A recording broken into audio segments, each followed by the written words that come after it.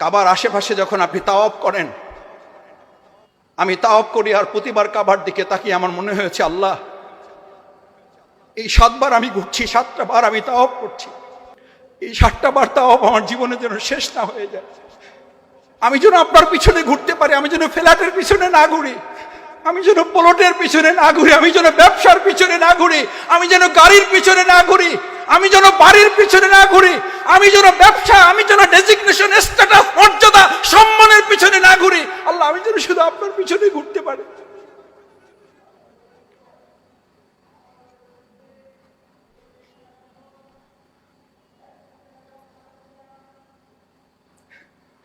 ওখানে তো আপনাকে এই ঘোরাঘুরিটা এটা শেখায়, শুধু আল্লাহর জন্য ঘুরবেন আপনি, শুধু আল্লাহর পিছনে দৌড়াবেন আপনি, শুধু আল্লাহর ভালোবাসার জন্য আপনি দৌড়াবেন। আপনার মাথা থেকে তো ওখানে ভালো খাচ্ছেন